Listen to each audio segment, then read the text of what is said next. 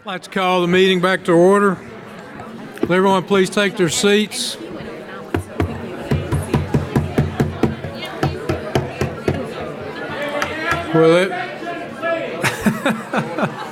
Will everyone please return to your seats? Thank you, thank you, thank you.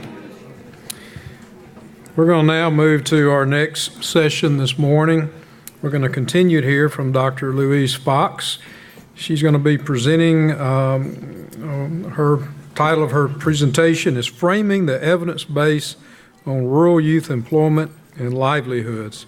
I also want to remind those of you that are watching online that you can send your questions. They can be tweeted on Twitter using hashtag BIFAD, hashtag BIFAD. So with that, Dr. Fox, I'll turn it back to you. Thank you. Okay, now I'm going to be a little unorthodox and stand right down there and pick up this microphone. That's great. And the reason I'm going to do that is because I'm going to show you a few graphs, and so I want to be able to point this laser somehow and tell you what you should look at, because I'm not as well organized as Dave with all those red circles and stuff, you know. Okay, so now we heard a bit about sort of framing the issues, and then we heard from youth and their struggles and their opportunities and their challenges and how they're meeting them. And I want to talk about what's the evidence on programmatic approaches, because, you know, that's what USAID and many other donors and many governments are working on, is how to address this problem.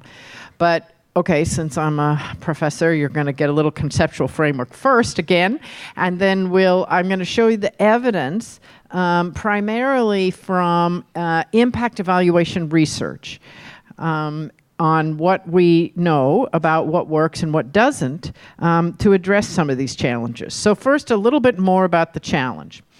Okay, so Dave Shirley talked a lot about the structural transformation. I'm going to talk to you about the economic transformation. What is going on here? What I'm trying to say here is that, okay, see this little kind of blue thing up here? These are employers. These are real entrepreneurs who are employing people. Okay, formally, not casually. And they're a very small section of the labor force. Now, in some countries, in some upper middle income countries, they can be as much as 5%, but they're rarely over 5%. Who are they employing? Well, they're not employing very many people in low-income countries. These are the people who have wage and salary jobs. These could be in agriculture or non-agriculture, okay? And it could be, it's not necessarily a formal job. It can be an informal job.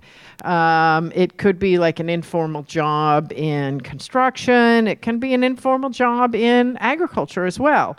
But the most important thing I want you to take away from this is that as Trish discussed earlier, and as I mentioned, a lot of the discussion about youth and youth employment has been, how can we get youth into these jobs? And my point to you is that in low-income countries, actually only 20% of the jobs are going to be those kind of jobs that some people want to get youth into. And of those jobs, about anywhere between a third and a half are actually in the government sector. There aren't that many private sector jobs. Why is that? What is economic development? Well, it's a lot of things. It's improvements in living standard, but it's also this development process, this structural transformation is a process of moving production out of households and into firms. So if you think about the very least developed place in the world, some secluded island where nobody's ever been, right? What does everybody do? They work for themselves and their family trying to make a living doing something. Initially farming, but they also make stuff for themselves, furniture, whatever, right? What is economic development about? What economic development tries to do is to move production away from that into a modern enterprise, because the modern enterprise is the most efficient form of economic organization we know. And that's because you have specialization. You have workers doing specialized tasks. That allows you to have more technology. And that allows you to produce more output per hour per worker. Okay, so what happens is the process of raising income and economic development moves the economy from an economy where most people work for themselves and their families. This red thing is what's called own account workers or self-employed or whatever, and these are contributing family workers, but the line between these two is really kind of vague. If you think about a farm where the family's working, who's the owner, own account, and who's the family worker? Well, it's complicated, to say the least. So what happens is countries become richer because more firms are created, and those firms are in high productivity sectors, and those countries start producing more stuff. They start producing with different technology. They also start producing with different management, better management techniques. They start working with other firms. They start having value chains. They start having complicated value chains. And so what the flip side of the the flip side of the structural transformation, where output and resources move out of low productivity sectors like agriculture and low productivity services into higher productivity sectors, is the employment transformation. And it's this employment transformation, and when this happens, opportunities improve. If it doesn't happen, opportunities don't improve. How does this employment transformation happen? More firms are created and enter private investment. Also public investment to enable those firms to be productive, right? I mean, it's not just about private investment, it's about roads and ports and schools and all kinds of stuff, right? Legal courts and legal structures, et cetera. But if you don't have firms entering and firms growing, you can't move from here to here, and you certainly can't move from here to here, and you won't get from there to there. So if you are operating, if you're a government, if you're an organization, if you're a donor like USAID, if you're an international development bank, and you're in this country and you say, well, I want to do something about youth employment, and I want to get youth better opportunities. And somebody says, well, I think you should do some program to get youth into wage employment. My answer is, okay, that's fine. That'll help the best educated, the most fortunate youth get into the best jobs. But it probably will leave most of the youth who actually may need help in the dust. So that's the message of this picture. Now, what is the youth employment problem? This is something that Dave Shirley talks about, and I want to re-emphasize. The employment and earnings opportunities depend on the extent of the transformation and location and lots of stuff, right? And those are problems of everybody who's trying to make a living, not just youth. Okay? So sometimes I go to countries and they say, oh my God, we've got such a big youth employment problem. I say, okay, what are the symptoms? They say, well, everything's informal and everybody has low wages. Well, that's not a youth employment problem. That's an employment problem. That's an employment problem for everybody. That is about structural transformation or lack of structural transformation. But it's not a youth-specific problem.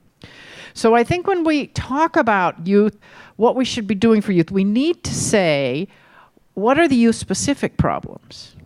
And what I say is a youth-specific problem is the transition from economic dependency to independence. And I define it as entry into a stable and productive employment. Employment is an economic activity, okay? It's not necessarily whether I'm working for someone else. I can be working for myself and be engaged, according to labor economists, in employment, okay? And so that's what youth are looking for. And in rural areas, it is usually, as we've heard, household farms and firms, because there are limited opportunities for non-wage employment because there are a limited number of firms. Okay, so now, now I'm going to present some data. What do we know about the rural activities of youth? Well, by the way, these data are kind of hot off the press because we actually haven't known very much about the rural activities of youth. This is from a Tanzania household survey. Now, this shows percent of hours worked. So this is kind of like Lindsay's little bars, except this is the average, and she showed you for each person. Now, what we see in Tanzania is that indeed what youth do are different than what adults do, okay? Youth are actually more likely to be in farming.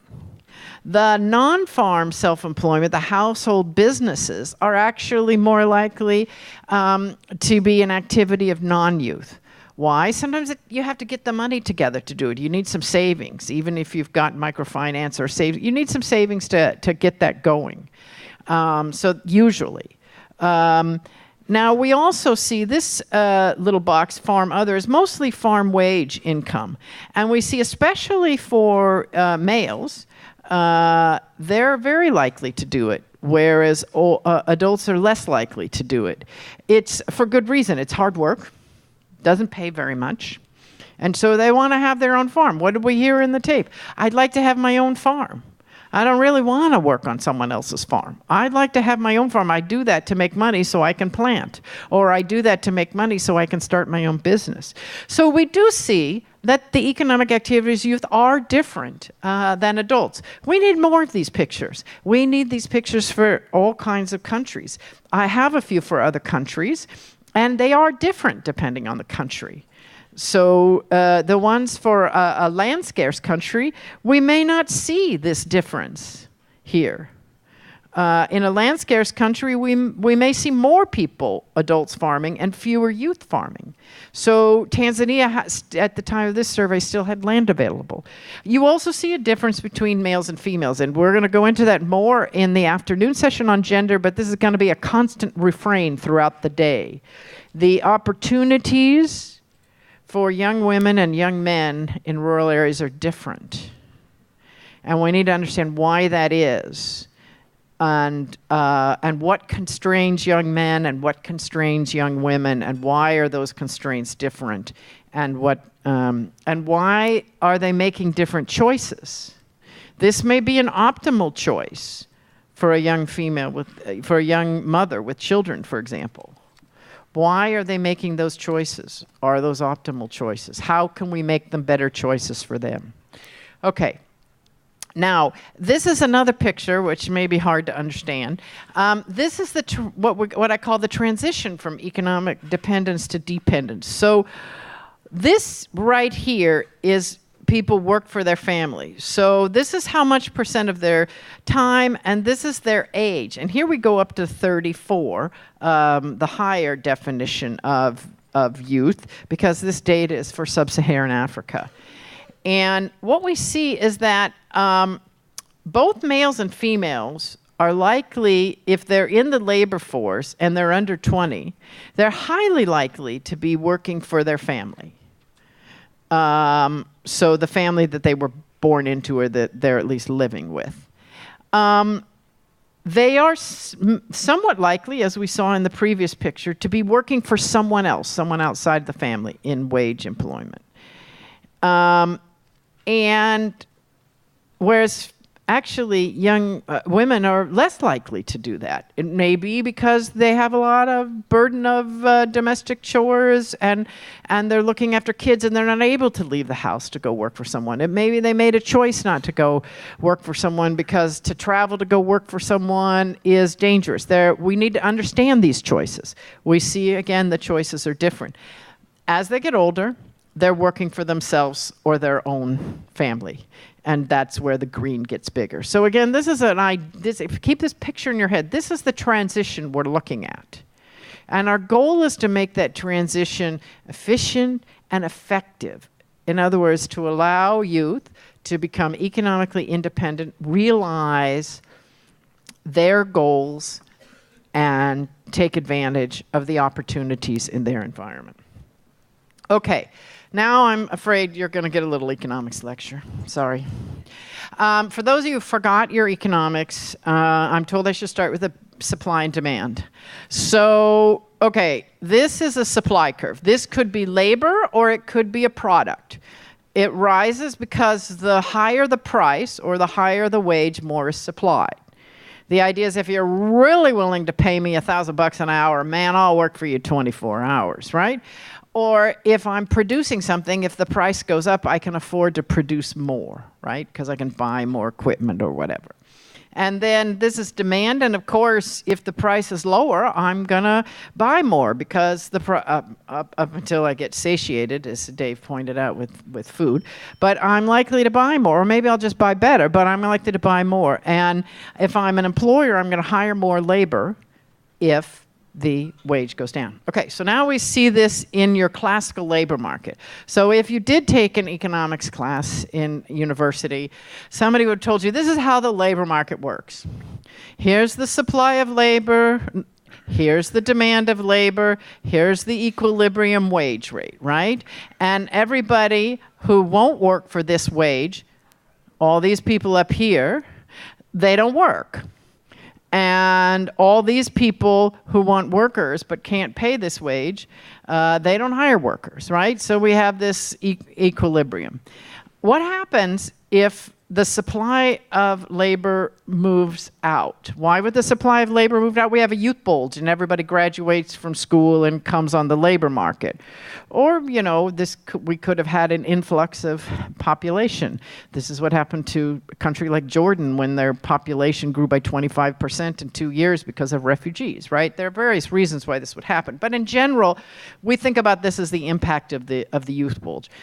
Now, if this demand curve is not moving out at the same time the supply curve is moving out, or the supply curve is moving out faster, then what happens? The wage goes down. More people are definitely employed, but the wage goes down. Now, suppose the wage doesn't go down for various reasons. There's the minimum wage, or suppose, like the city where I come from, San Francisco, if the wage falls too low, nobody can afford to go to work.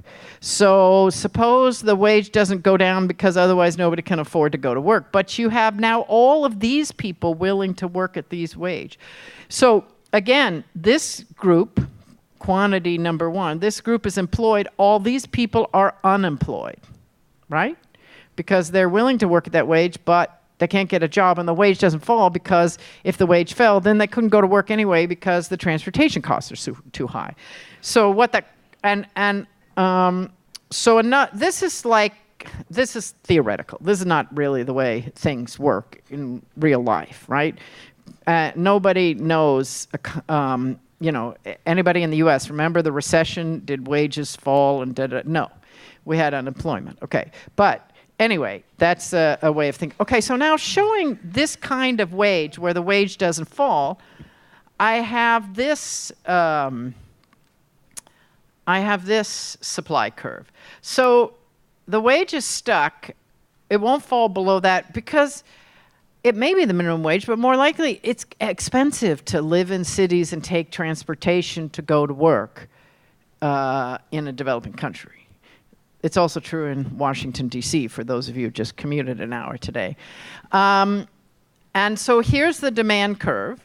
And in this situation, we have this many people employed and this many people not employed. Okay, do they go on unemployment benefits like they do in the U.S.? Probably not, because probably there aren't unemployment benefits. They stay unemployed if their family can support them, and they keep looking for a job, and they keep hoping somehow this demand curve will move out so there'll be enough jobs. Or what else do? They go back to household production. They work on a farm if they can get some land. They start their own self-employment enterprise if they can get it. That's where they go. So the extent to which this group is unemployed, this group B is unemployed, depends upon whether somebody can support them or whether they go on to find other opportunities. Now, let's suppose that I do one of those youth employment programs that I talked to you about. I'm going to run a program to help to train youth so I can get them into those wage jobs that I showed you were only 20 or 30% of total employment. What have I done? I've moved this supply curve out to here. Now I have all of these people, A, B, and C, who are willing to work at this wage. I have not, however, done anything about the demand curve. I haven't increased the number of jobs. I've just increased the number of people who qualify for that job. I'm an employer. I don't care whether I hire a youth or adult. I don't care whether I hire someone disadvantaged or advantaged. What I care about is, do they have the qualifications, and will they show up to work, and will they work?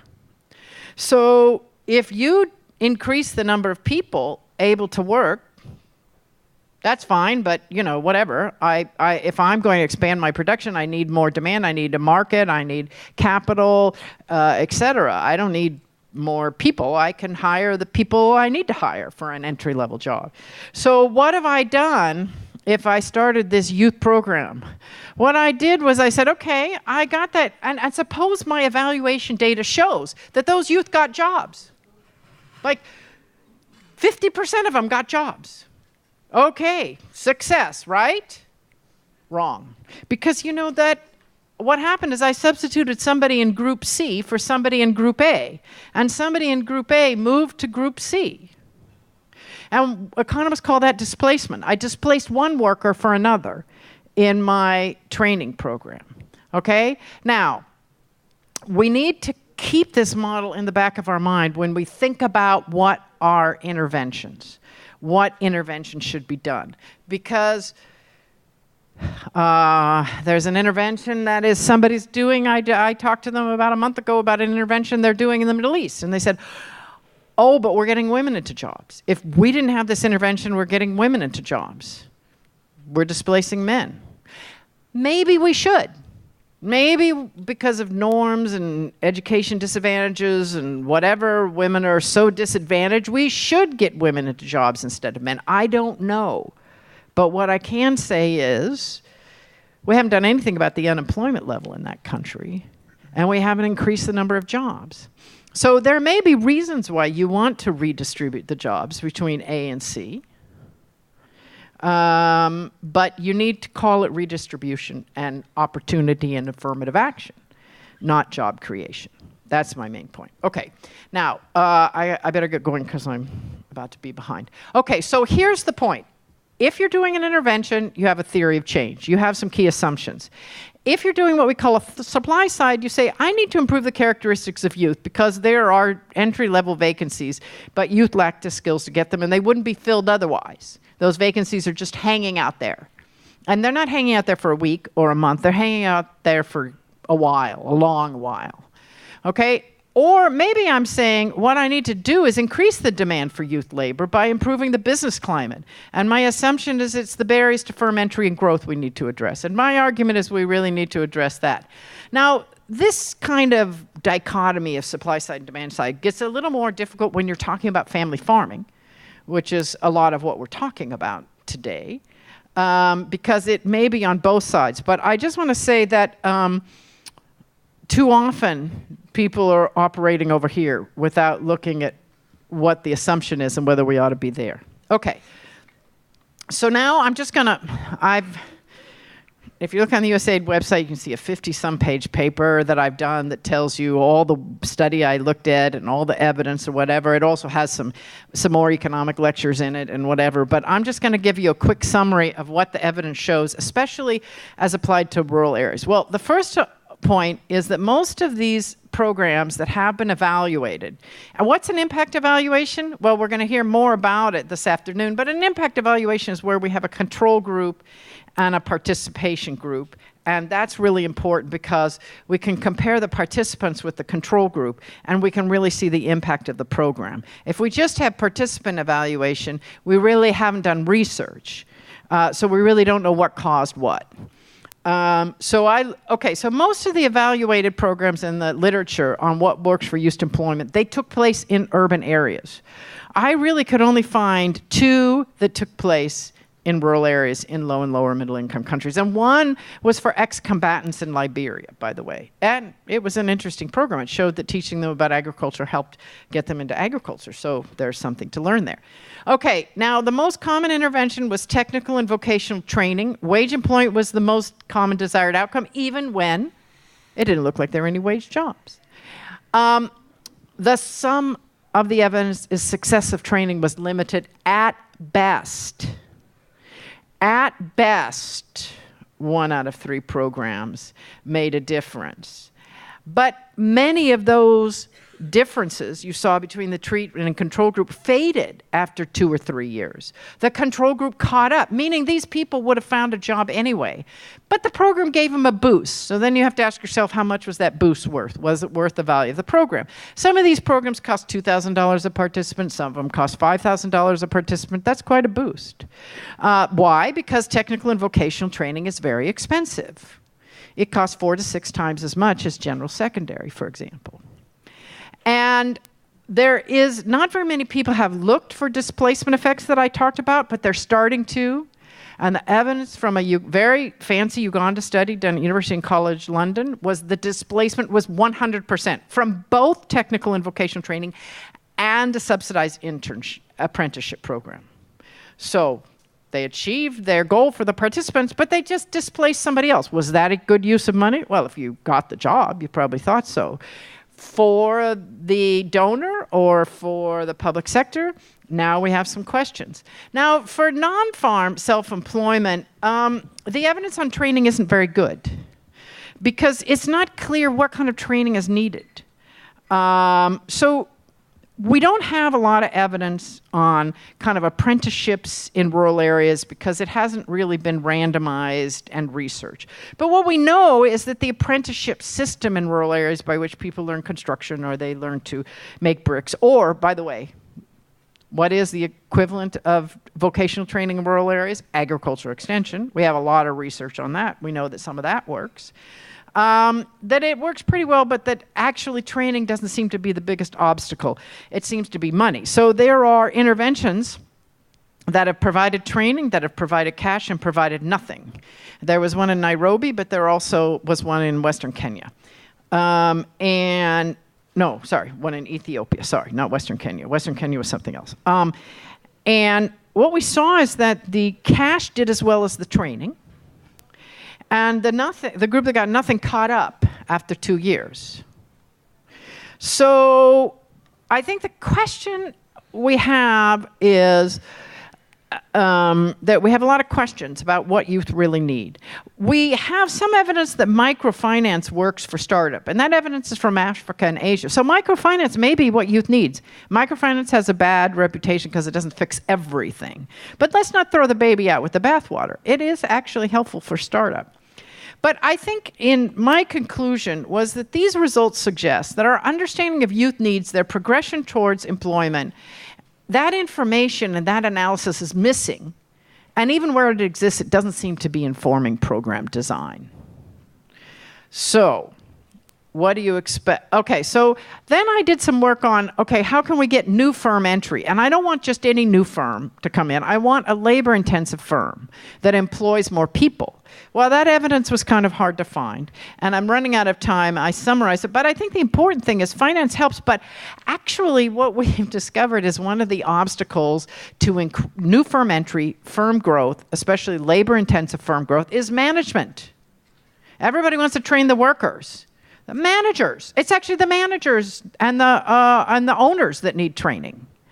Now, of course, if you go ask the owners what's the obstacle to hiring more workers, they don't say it's me. And that's the problem with a lot of this evidence on the entrepreneurial environment, They never find out it's me. But actually, when we do studies and we give them training, we find out it is them. And there is a lot of theory about firm cycle and stuff. So, but they don't actually, sometimes the consultants they're trained with are consultants that are in country, but the firms don't go hire them because they don't know what they don't need. So that's kind of an important issue to think about when you're thinking about who to train.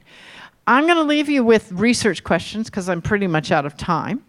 And what I want to say is I think especially for rural youth employment, we need to know when we need targeted youth programs and when we don't. We need to know,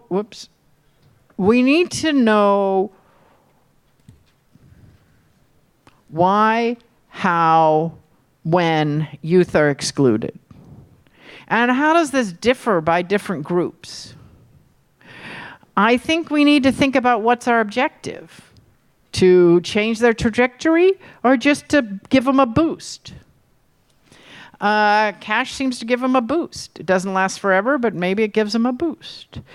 I think we need to think about the content. Everybody seems to focus on technical and vocational training. Not only is it expensive, but there are about a few other problems. One, if you didn't actually learn to read and write and count and all that, so literacy and numeracy, vocational training won't do you any good because you don't have that foundational skill.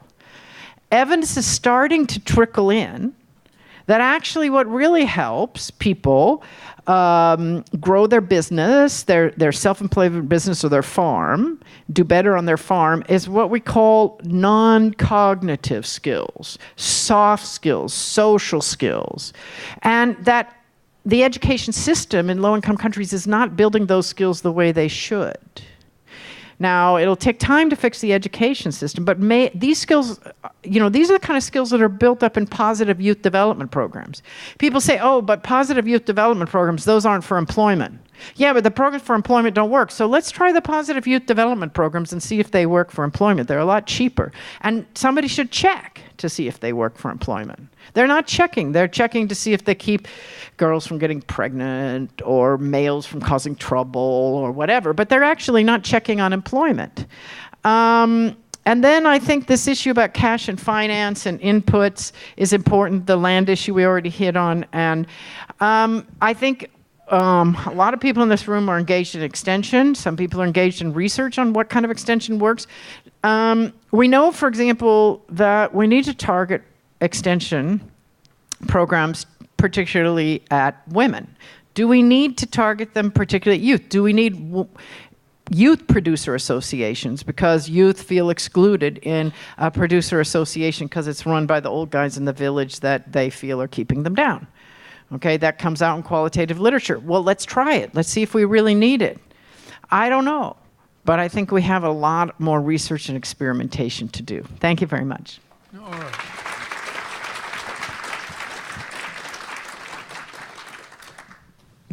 Thank you, Dr. Fox, for that wonderful economic lecture that you provided. Very enlightening, very enlightening. I'd now like to invite some questions from the audience, and I think the norm is to ask if any of my colleagues on the BIFAD board would like to ask a question. Jim? And I don't know if Dr. Shirley and Dr. Williams are still in the room, but they might weigh in on this as well. So what we've heard about this morning several times are things like the need for better research and assessment capability, in-program delivery, behavior modeling, policy development, infrastructures that are more developed or more inclusive. And I'm wondering to what extent each of you might see the impact of interaction between people from the country where we're trying to have an impact and the educational system in the United States. Do you want to take a couple? Yeah, you got the questions? Yeah, I did. Okay. We have one over here.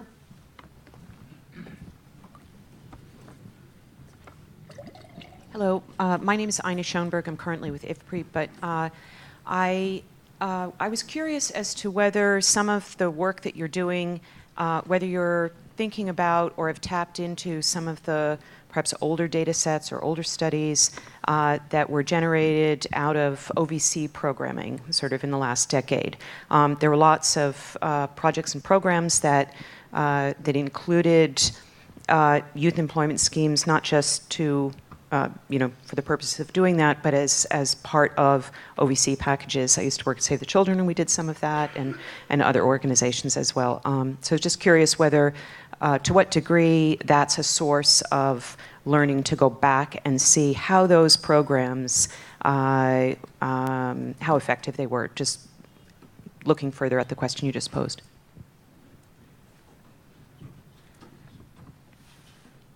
Got a question over here. Hi, my name is Vicki Walker. I'm with Prime International, and I work with programs to address labor issues and working conditions, occupational safety and health. I am really very, very excited that Professor Fox at the end sort of talked more about what do actually the employers, the farmers, the managers need. And my question is, because we talk about the skills of the youth, the soft skills, where do you see opportunities for more research and even some funding sources for companies, even as a competitive type of part of their foundation or part of their own structure? Because some research that I've done as well in Africa especially indicates that they also don't have the capacity to often supervise, to provide the types of services that youth, even youth under 18 who can legally work, need. So that's my question, is where are some opportunities to build that side? Thank you. Chairman Keenum, if I may interject one question that came in via the internet. We are live stream worldwide. This question came in from Dr. Mira, who is an assistant professor at Madras Christian College in Chennai, India.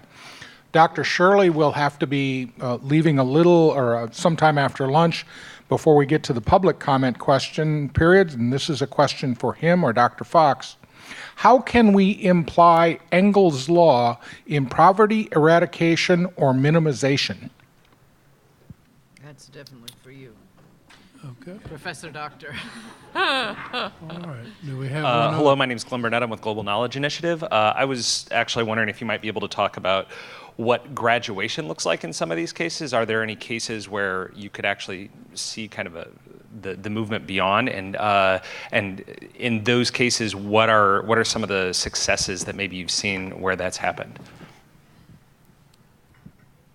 One Okay. more question, and Let's then we'll do answers. Do we have any other questions? One more. Thank you. My name is Daniel Foster. I'm an agriculture teacher educator from Penn State. And I'm curious, as we evaluate these programs, have we looked at the role of the educator and the educator's professional development or capacity in helping students acquire the skills or the interpersonal career readiness skills that were referred to? And so as you were looking at those programs, I'm not sure if it's an either or preposition of positive youth development versus technical skill acquisition, as it is maybe presenting those interpersonal skills in a contextually relevant situation if we have prepared educators. I look forward to your comments. Dr. Fox, Dr. Shirley? Okay, so why don't I take some of them, and then someone can pass the mic to Dave. Okay, so I think I'm going to take the first and the last one together about the country education system. So, as some of you may know, I did a book on youth employment in sub-Saharan Africa, and my co-author, Dion Filmer, is actually an expert at education and skill development and whatever, so I was really more on the on the demand side at that time. And we used to have this discussion about once a month, every 6 weeks. And I'd sit down and say to him, Dion, we have to get those schools to change their curriculum and start teaching people less by rote and less literature and more about what are the opportunities out there and making sure they develop these soft skills. The literature is all there. Heckman won a Nobel Prize for it. We know. And then he would look at me and say, oh, but Louise, the schools can't even teach them to read and write. And I'd say, okay. Now, we had that conversation on and off for about 2 years, and we kind of came a little closer. But his point is the schools aren't even doing the cognitive and not just in Africa, and you find the same thing in South Asia, for example. The schools aren't doing their basic cognitive stuff right, and it's very difficult to change educational establishments, to get teachers to teach differently than the way they were taught, to get the professors that teach the teachers differently than the way they were taught. Educational establishments can be tough to change. But that really does need to happen. But I think that's, I think my question is, what do we do in the meantime? Some of the programs that I reviewed on that that seem to cope with that pretty well are sort of after-school programs that bring opportunities. And this is true especially for young women and girls to learn some of these soft skills, some of these cognitive skills, working in teams, et cetera, that they didn't, grit, determination, problem solving, that they didn't learn in school. So I think those are perhaps some opportunities to improve education while we're going along with curriculum reform and new ways of teaching and motivating and new bureaucracies and new ways of judging teachers, et cetera, et cetera. Now, what is the role of universities? Oh, I'm so glad you asked. And I guess we'll discuss that a little bit later this afternoon as well. But I think that the question of the universities in the U.S. and their involvement in USAID food and agricultural programs and U.S. government food and agricultural programs needs to go beyond sort of seed science, soil science, agronomy, and to really include social science. Now, I'll defend the economists, but others can say it's the sociologists or psychologists, whatever, to really look at human behavior and what are people's needs and how they react and how we get behavioral change. And I think the tools of the research that I cited here was mostly done by university researchers on program effectiveness. And sometimes the researchers implement their own program, one that they designed and implemented. Sometimes they do research on a government-run program. We have some people in the audience at the speakers table speak this afternoon, and they'll share their experiences of doing that. I know those skills are at U.S. universities. I know they're there. I meet those people all the time, and I would like to see them working on this problem, this youth problem, and this youth employment problem, because we have actually a better idea of what doesn't work than works. So that's my answer. Now, on the OVC programming, I know about that, and that's some kind of interesting programming.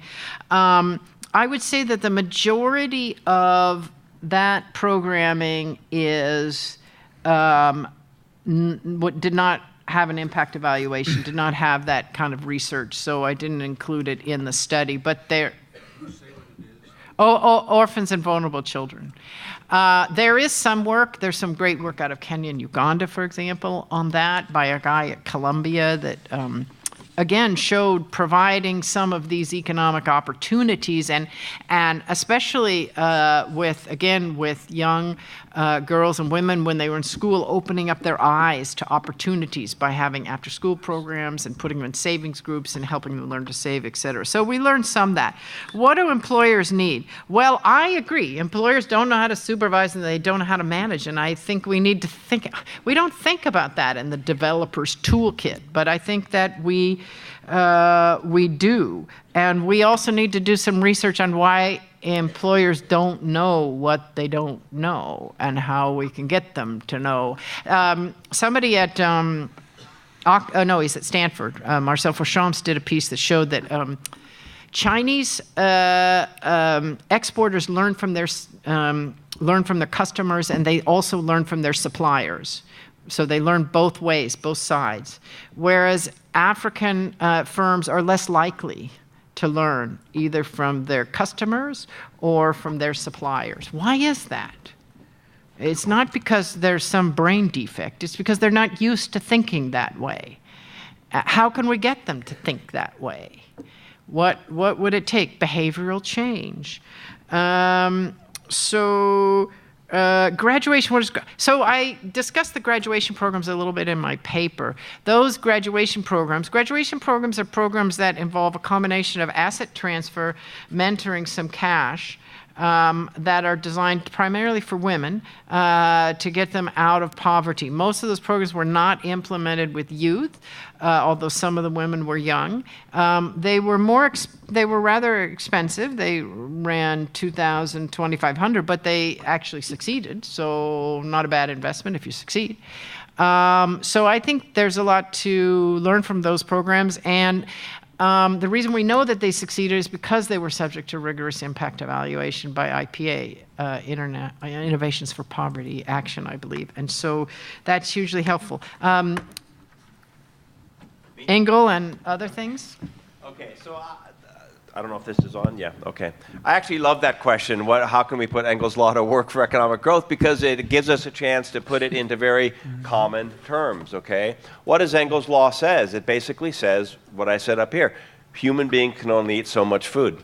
So as their incomes go up, they first of all want more stuff. They want more manufactured goods. And then they want more services. They want haircuts, they want bicycle repair, they want this type of thing, right? So as consumers want different things, the economic activity follows those different things. So it opens up a whole bunch of new sectors of economic activity. And I would want to pair Engel's law with Bennett's law, because actually before you start wanting primarily other stuff or other services, you want, quote unquote, better food. You want more animal protein, meats, and dairy. A farmer can make a lot more money on livestock, on dairy, than they can producing maize, okay? You want processed foods because maybe the wife wants to work outside of the home. They want some convenience, right? Their time is more valuable. And what does this do? This opens up massive agribusiness opportunities, right, in these economies. So if you look at African economies now, I'm sorry, I focus mostly in my work on Africa, but you look at certain categories of processed and perishable foods and demand through markets, because that's the other element here. You're no longer producing all of your own maize, let's say. You're purchasing your maize in the market. And then pretty soon you're not purchasing maize grain, you're purchasing maize meal, right? So some of these categories of processed and perishable foods for demand through markets is growing 8%, 10% a year. And if you've got a really good product in that category, you can have a lot bigger growth than that, right? So these kinds of things open up just this burgeoning, set of opportunities. So Tom Reardon later in the day will talk about the quiet revolution that's going on. And we actually see a lot of small and medium enterprises in these economies that are just super actively responding to these economic opportunities, coming about because of the changing structure of consumer demand. Excellent. Well, with that wonderful response, Dr. Shirley, and this wonderful presentation that we just received from Dr. Fox, I think it's time now we adjourn for lunch. But the good news is you don't have to go anywhere. They're going to bring it right to you, to your seat. We're going to have lunch here in this room, right at your seat. So why don't we take a break for lunch and then reconvene in exactly 1 hour from now. It'll be 1:20. Thank you.